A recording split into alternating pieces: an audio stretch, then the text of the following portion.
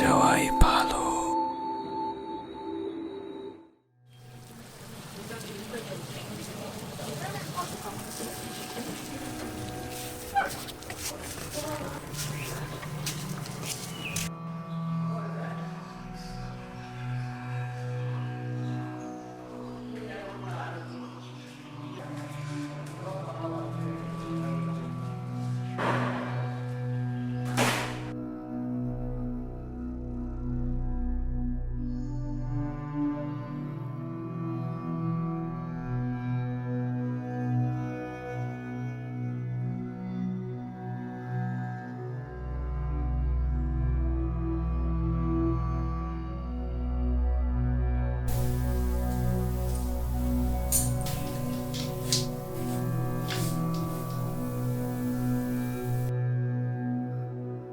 আপনি এখানে কি করছেন? না, মানে আপনাকে একটা জিনিস দেওয়ার ছিল। কি জিনিস?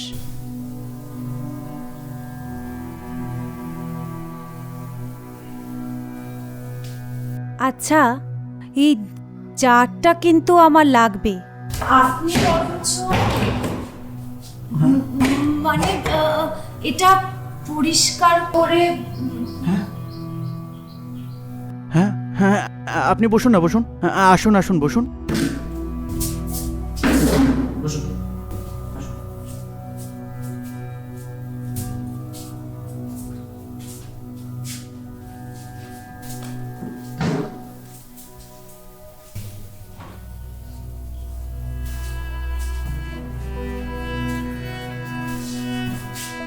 আমি জারটা ধুয়ে নিয়ে আসছি, আপনাকে ফিরিয়ে দেব। আচ্ছা, দাঁড়ান না। হ্যাঁ বলুন। না, মানে বলছিলাম বসুন না আপনি, আমার কোনো তাড়া নেই। আচ্ছা ঠিক আছে, আপনি বসুন। আমি এটাকে রেখে একটা চেয়ার নিয়ে আসছি।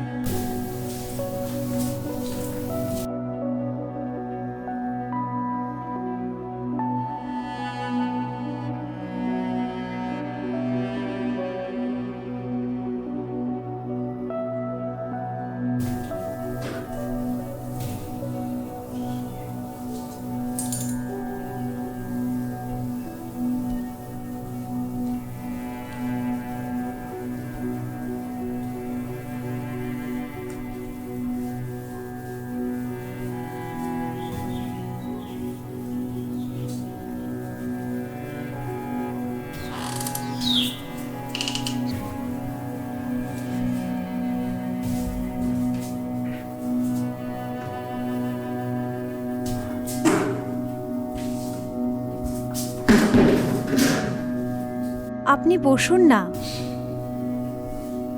এমনিতেও তো আপনার ব্যাপারে কিছুই জানি না। আজ না হয় 2-4টে কথাই হলো। 2-3 মাস তো হলো আপনার এখানে আসার। কি জানতে চান বলুন। না, মানে আসলে সেরকম কিছু না। আসলে মানে আপনার ব্যাপারে তো কিছুই জানি না। বাস ভাবলাম যে একটু পরিচয় হোক। এ বাড়িতে আমি আর আমার বর ছাড়া বহু বছরে কেউ কখনো আসেনি। হঠাৎ একদিন দেখলাম আপনি সিঁড়ি বেয়ে উপরে উঠছেন। তারপর থেকে আপনাকে আমি খুব একটা বাইরে বেরোতে। আমার একটা অসুখ আছে, আমি সবসময় বাইরে বেরোই না, শুধু রাতের বেলা বাজারটা সেরে বাড়ি ফিরি। অসুখ? কি অসুখ? কি হয়েছে আপনার? আপনি বসুন, আমি আপনার চারটা নিয়ে আসছি।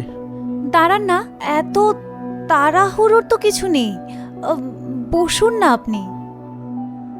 আসলে আমি শুনেছিলাম আপনার স্ত্রী নাকি এখানে এসেছিলেন।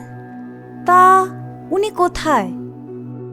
আপনাকেই তো দেখছি ঘরের সব কাজ করতে হচ্ছে। আপনার অসুবিধা হয় না?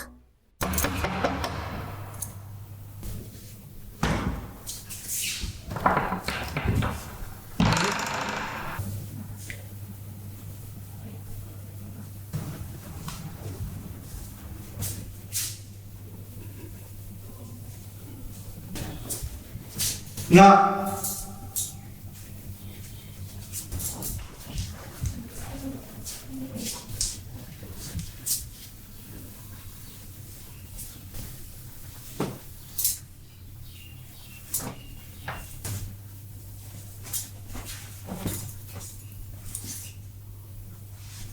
তুমি আমাকে আগে জানালে না যে তুমি আসবে, তাহলে তো আমি এ কি অবস্থা করে রেখেছো ঘরের?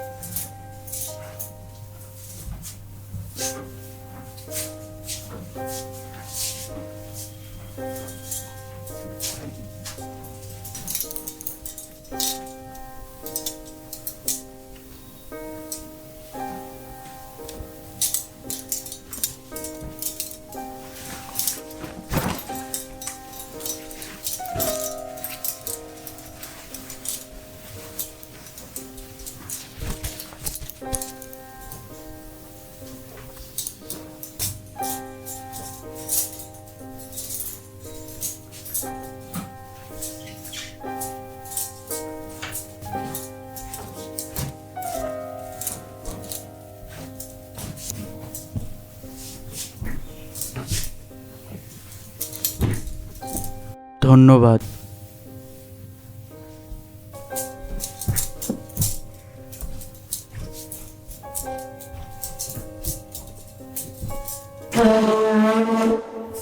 এ নাও, ধরো, বাজার থেকে কিছু নিয়ে এসো। ঘরে কিছুই নেই।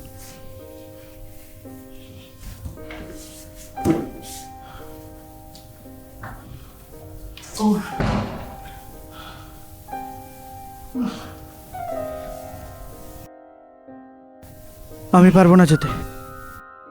তুমি যাও, তুমি যাও। পারবো না, যাও।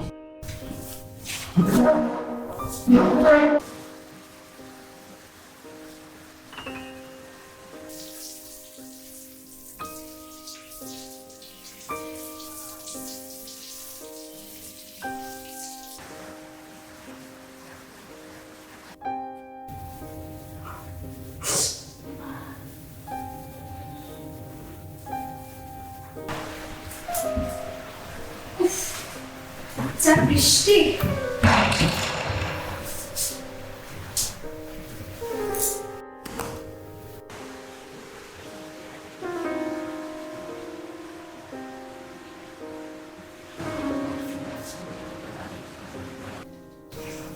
না, এটা করবে না। এ কি অবস্থা করে রেখেছো নিজের? বন্ধ ঘর, দম বন্ধ হচ্ছে না তোমার? আমি বিশ্বাস করতে পারছি না, একটা মানুষ কি করে এভাবে থাকতে পারে। বিশ্বাসের ঊর্ধ্বে গিয়ে বাস্তবটাকে জানতে হয়, আর বাস্তবের রুক্ষতায় লুকিয়ে থাকে জীবনের সত্যটা। বাস্তব মানে এভাবে কেউ বাঁচতে পারে না, আর এটা কখনোই বাস্তব হতে পারে না। একবার ভেবে দেখো, বাইরের এই পৃথিবী আর তোমার এই পৃথিবী কতটা ফারাক। একবার ভাবো কতটা ফারাক আমাদের দুজনের মধ্যে। আমি আমার এই পৃথিবীটাকে স্বীকার করে নিয়েছি। বাইরের আলো হয়তো আমার এই পৃথিবীতে পড়ে না, কিন্তু কিন্তু এখানেও জীবন গড়া যায়। এই অন্ধকারে কেন? তোমার একজন ডাক্তারকে দেখাতেই হবে। কাল তোমার আমার সাথে একজন ডাক্তারের কাছে যেতেই হবে। জাস্ট অসহ্য তোমার এই সেলফ আইসোলেশনটা। ডাক্তার শুধু রোগ সারায়, মানুষের জীবন সারানো ডাক্তারের কাজ নয়। Just stop this nonsense. আমি আর নিতে পারছি না। I need rest. তুমি ঘুমাও বা তোমার ছাইপাশ বাস্তবতার বুলিয়া উড়ে যাও, কিন্তু কাল তোমার আমার সাথে ডাক্তারের কাছে যেতে হবে, অ্যান্ড দ্যাটস ফাইন।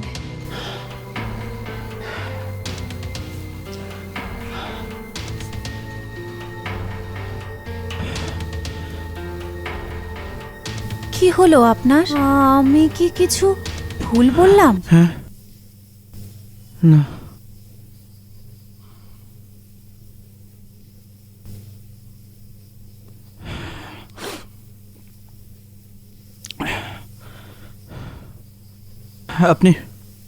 আপনি বসুন, আমি আপনার চারটা নিয়ে আসছি।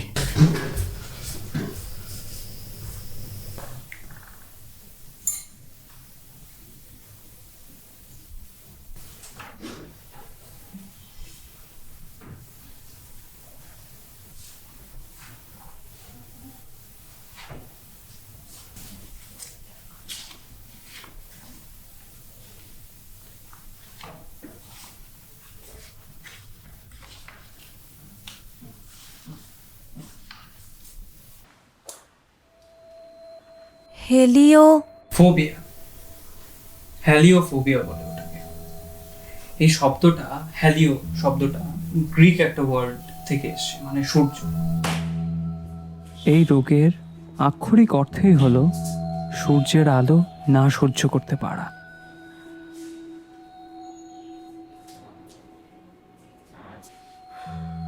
যার এই রোগটি হয় সে দিনের বেলা কখনোই বাইরে বেরোতে পারে না।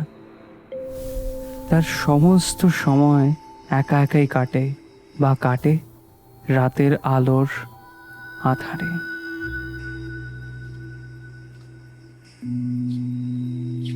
এটা একটা বড়ই একাকিত্বের রোগ। সূর্যবাবু, আপনার যে রোগটা হয়েছে না, সেটা খুবই রেয়ার ডিজিজ। অ্যাকচুয়ালি 1 কোটির মধ্যে একজন লোকের হয়।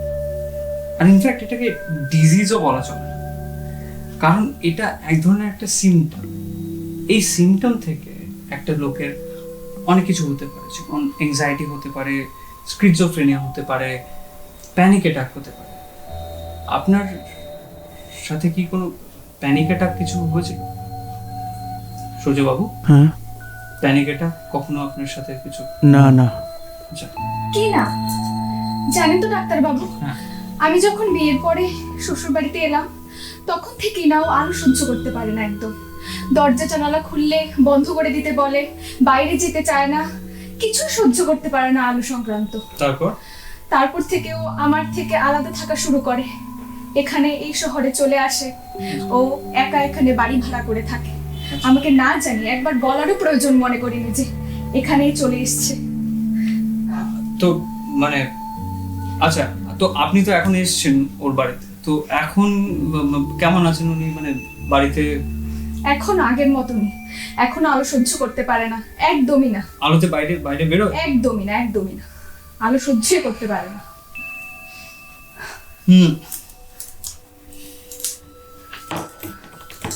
দেখুন আপনার হিস্ট্রি তো আমি নিলাম, কিন্তু এই হিস্ট্রি থেকে আমি একটা জিনিস পরিষ্কার যে আপনার এই এই এই যে সিমটমটা, এটা এলো কি করে? কারণ এটা জন্মগত হতে পারে বা কোনো মেন্টাল ট্রমা থেকে হতে পারে। আপনার কি এখানে কোনো ছোটবেলার কোনো মেন্টাল ট্রমা কিছু হয়েছিল আপনার সাথে?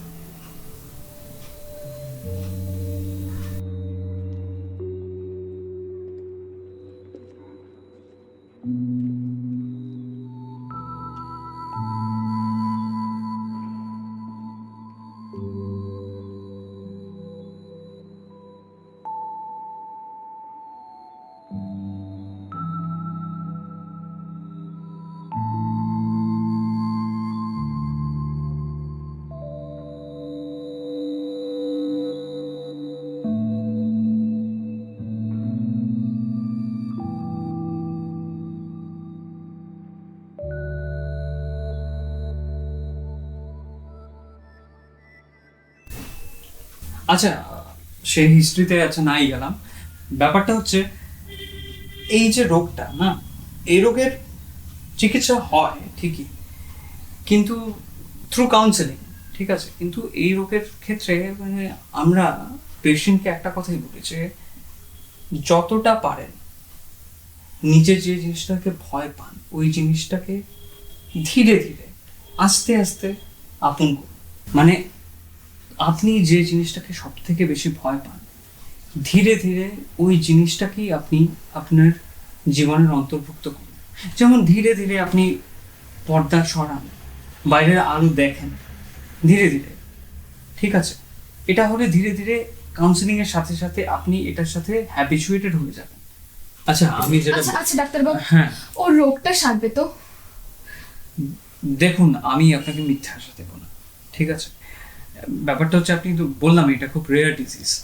এখন কথাটা হচ্ছে যে থ্রু কাউন্সেলিং হ্যাঁ মানে সারতে পারে, কিন্তু এটা সময় সাপেক্ষ। বাট এই মুহূর্তে যেটা দরকার সেটা হচ্ছে গিয়ে আপনার সাপোর্ট আর কেয়ার। তো আমি এটাই বলবো যে আপনি ওর পাশে থাকুন। তবে হ্যাঁ, পথ অনেকটা চলার এখনো বাকি। আমার যা বোঝার বোঝা হয়ে গেছে, সব কিছু শেষ, এখন আর কিছু বাকি নেই। মানে আপনার ফিসটা।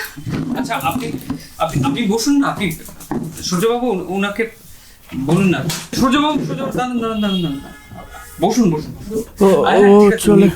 আপনাকে একটা প্রেসক্রিপশন তো দিয়ে দিই নাকি?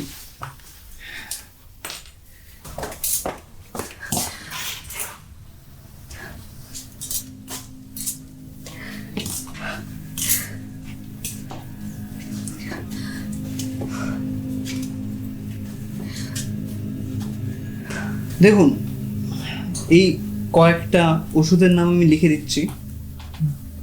আমি কবে কবে নেবেন, কতবার নেবেন, সবকটা আমি লিখে দিচ্ছি এখানে।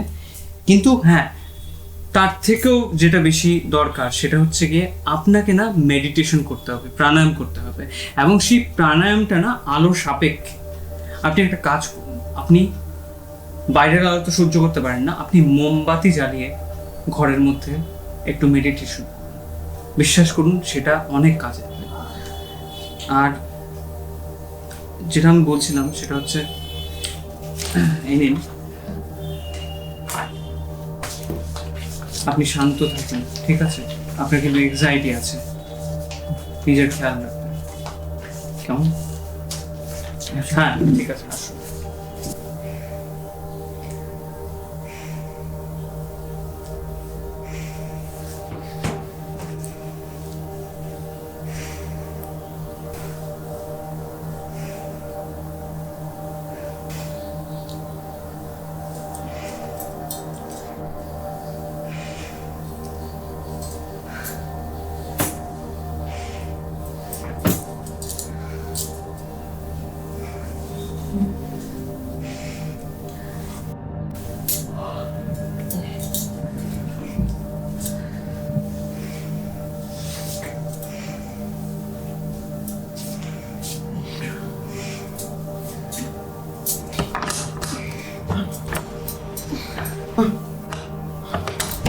দেখো দেখো সূর্য, একটু বোঝার চেষ্টা করো। ডাক্তার বলেছে তোমাকে ধীরে ধীরে আলোর সম্মুখীন হতে হবে, তোমাকে সুস্থ হতে হবে। না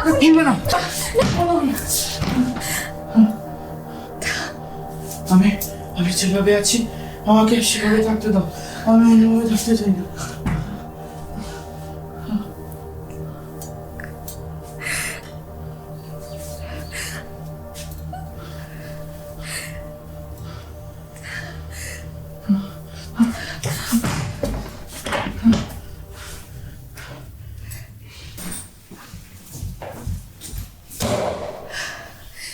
জানো তো, আমি তোমাকে অনেক চেষ্টা করেছি বদলানোর, কিন্তু তুমি আর বদলালে না।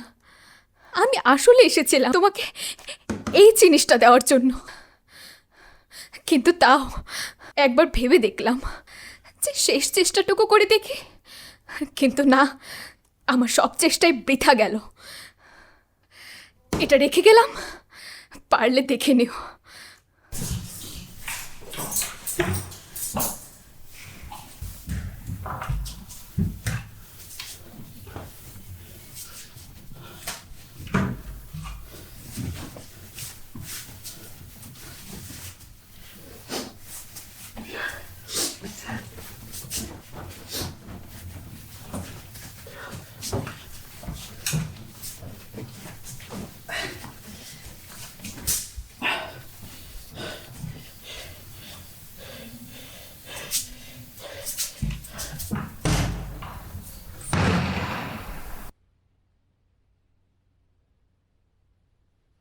Helio phobia?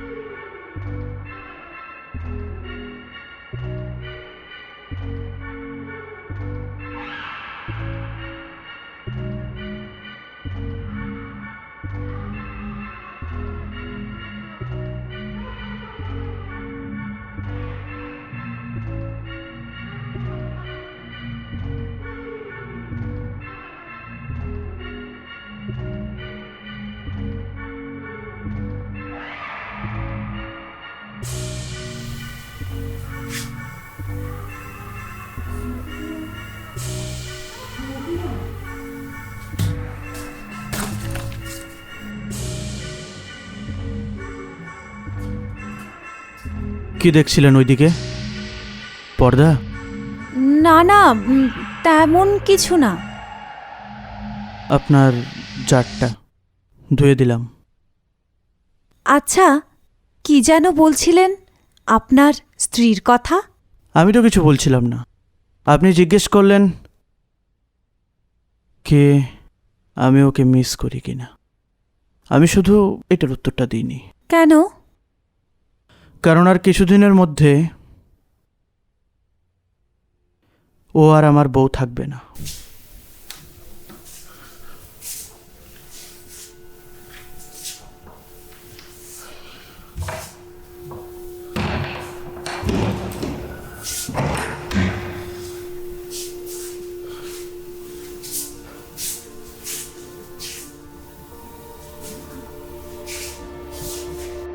ডিভোর্সের জন্য ও ফাইল করেছে কোর্টে, আমি সেটার কোনো কন্টেস্ট করব না।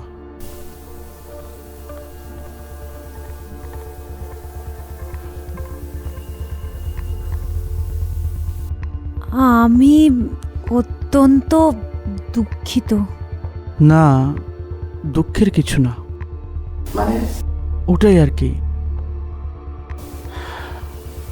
মাঝে মধ্যে নিজেকে বড্ড একা লাগে।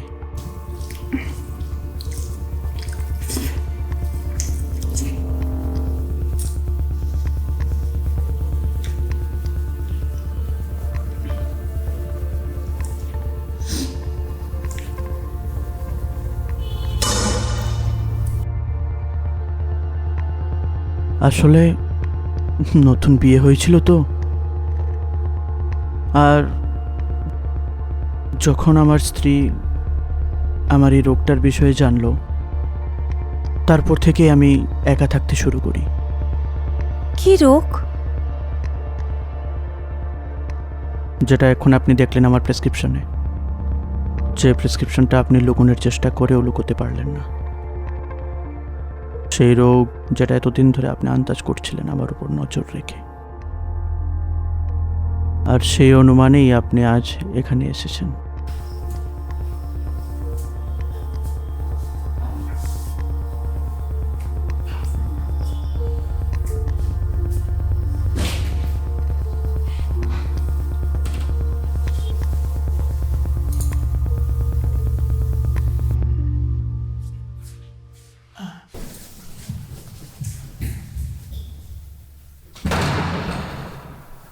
আপনি কি ভাবলেন আমি কিছু বুঝি না নাকি? আমি সব কিছু টের পাই, এবং আপনি এখানে কেন এসেছেন এটাও আমি ভালো করে বুঝি। এই শোনো না, বাড়িওয়ালা ওপরে কাকে ভাড়া দিয়েছে গো? লোকটা দেখেছো? আলোও জ্বালায় না, ভ্যাম্পায়ার নাকি? আরে ধ্যাত, কি যে বলো না, ওসব কাল্পনিক কথা বাদ দাও তো এবার। আসলে লোকটার চেহারাতেই লেখা আছে আর গিফটে। এই শোনো না, তোমার তো এখন প্রমোশন হয়েছে, চলো না আমরা দোতলায় শিফট হয়ে যাই। দেখো না এই নিচের ঘরগুলো কেমন স্যাঁতস্যাঁতে। তাহলে ওপরের ওই লোকটার কি হবে? লোকটার কিছু একটা ব্যবস্থা করে নেব, আগে তো জানতে হবে ভ্যাম্পায়ার কিনা। আমার প্রেসক্রিপশনটা দিয়ে দিন। আমি চাই না এটা নিয়ে আর কোনো অপপ্রচার হোক, কারণ এই একটা রোগ আমার সব কিছু কেড়ে নিয়েছে, আমার বাবা, আমার স্ত্রী, সব। আর বাঁচার এই ঠাইটুকু আছে। আমি এসব কোনো কিছু হারাতে চাই না, আমি আমার বাকি জীবনটা এভাবেই কাটিয়ে দেব। দিন আমার প্রেসক্রিপশনটা ফিরিয়ে দিন। দিন দিন বলছি, দিন দিন দিন, আমি ভালো করে বলছি, কিন্তু আমার প্রেসক্রিপশনটা দিয়ে দিন। আমাকে এভাবেই থাকতে দিন প্লিজ, আমি কোনো ধরনের ঝামেলায় পড়তে চাই না। আমি আমার বাকি জীবনটা এই অন্ধকারের মধ্যে কাটিয়ে দেবো। দিন বলছি, আমি দিন দিন বলছি, তাড়াতাড়ি দিন।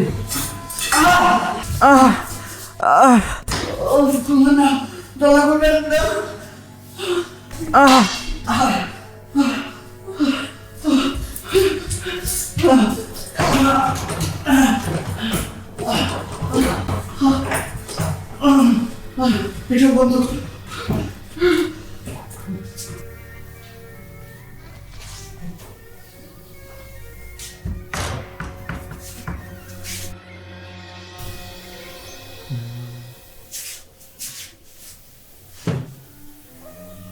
সূর্যবাবু, দেখুন, আপনি তো জানেন আপনার একটা ফোবিয়া আছে, আর আপনার একটা হিস্ট্রিও আছে প্যানিক অ্যাটাকের, আর তার উপর না এবারের আপনার স্ত্রীর সাথে আপনার এই বিবাহ বিচ্ছেদের ঘটনাটা, সব কিছু মিলিয়ে না আপনার একটা ছোটোখাটো কার্ডিয়াক অ্যাটাক হচ্ছে। আপনার না একদম অবহেলা করলে চলবে না। আপনাকে যেটা বলেছি, মেডিটেশন করতে আর নিজের খেয়াল রাখতে, এই পুরো ব্যাপারটাই যেন আপনি খুব মন দিয়ে করেন, কারণ এবার কিন্তু আপনি লাকি।